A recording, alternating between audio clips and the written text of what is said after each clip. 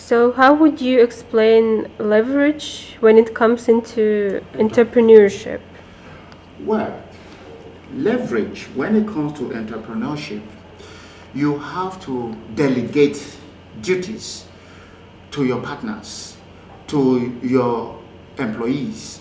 You must have the control of the business. You must also have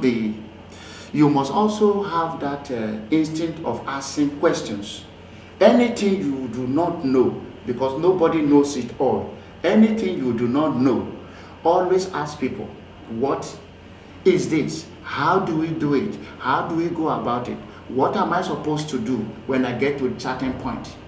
All this leverage, you must be focused and action oriented. How do you become action oriented? Because your subordinate must see that you are a person who do not play with your business, and you are a person who takes your business seriously.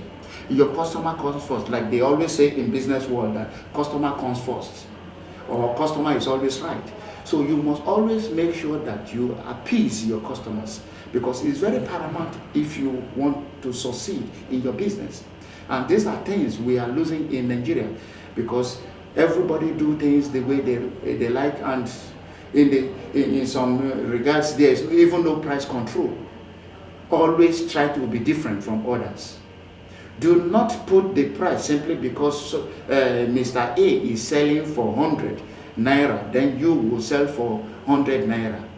Meanwhile, the product you bought is not worth more than 50 naira. Why don't you sell it at break-even price, 50 or higher, 70 naira, so that you costing the production into the product you are selling, rather than going above 75% inflation rate, which is what is killing Nigeria today. So you must be a master of that.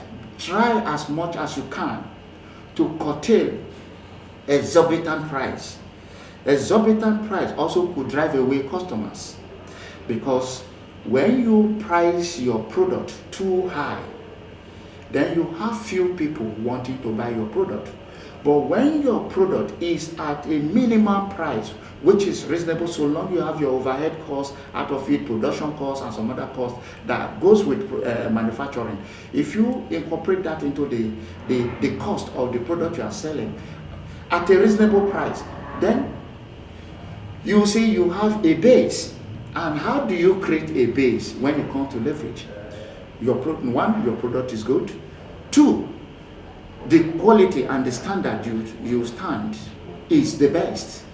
And you have that culture whereby you do not go outside the market price, or you go to your own productive or the production aspect price, because when you buy raw materials, you buy various things you use in producing this product, you have a fixed price. Then you incorporate that price together and see if it's reasonable to customers. Or alternatively, you go out there, find out what is the price they are selling. If they are selling 100, why don't you sell yours for 80? So long you know you will get at least the extra 5 naira on top of the cost of your product. Because the more you sell, if you sell 2 million, then you calculate extra 5 naira times 2 million. It already gives you a certain amount into the business. You understand? So these are the leverages you need to put into place. And all these things are done under business structure. You must have that business structure, the culture, and everything that goes in line with the way a standard business is supposed to be run. Not simply because Mr. A said it, you must do the same. Because Mr. A has been doing it, nobody challenges them. So as a result, you join the club. No, in business, you do not follow. In business, you must have your plan in place, because this is why we call it a business is an entity. You know, so, as an entity, you must always work in line with the business directives. You do not work outside the line, because that is one key problem that is killing Nigeria. Because in Nigerian context, everybody makes the price. Tomorrow they tell you, oh, it's because of Buhari. Buhari makes the price goes up. But Buhari is not the one buying things in China at a cheaper rate, coming to sell at 100% inflationary rate in Nigeria. So these are the problem, and the reason why this is happening is because there is actually no price control in Nigeria. So if there were to be a price control, all these suppliers or all these people that buy product for 1 naira and sell for 200 naira, all these things wouldn't be happening. It's simply because there's no price control. This is why you see all these things is happening. So you must be very mindful of this place. In business, you always want to strive. You do not want to start a business today. 5 years down the line, you quit the business. You say, oh, simply because, oh, I was not making enough money like others are making. That is what, no. You say in business, it's not about the million, because Nigerians have the orientation that they lay back at home, go to church on Sunday and pray to God. God, send me lessons. God, send me this. Then you will rob a bank. So you do not have to be a millionaire, or you do not need to drive because your neighbor is driving Lexus. You want to drive Lexus. No, you can work. I run a business in Nigeria and I run a business in United Kingdom. But I don't drive. I've had my driver's license 29 years ago in Germany. Since I came to this country, simply because I saw that the cost of using a car in this country, in United Kingdom, is so expensive. So I do away with car. Because where I will park it in front of my own house, I will pay to park my car there. When I drive on a dual carriage, possibly the road was a dual carriage today, tomorrow they turn it to one-way traffic, and I'm mistakenly going to it, you cannot beg them here, you pay the fine.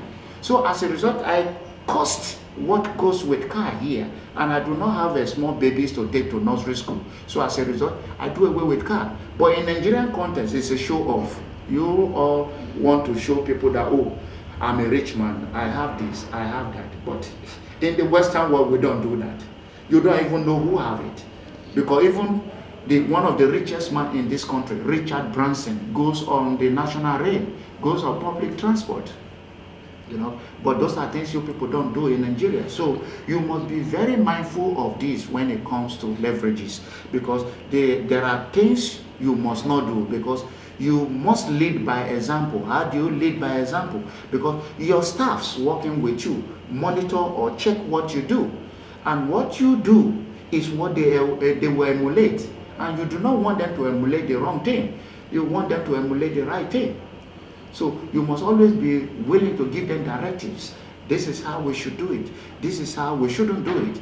The best way for, do you want us to continue with this business? Because the longer the business continue, the more you have employment. All this has to be imparted into your employee. That enables your employee to say, think twice before doing the wrong thing.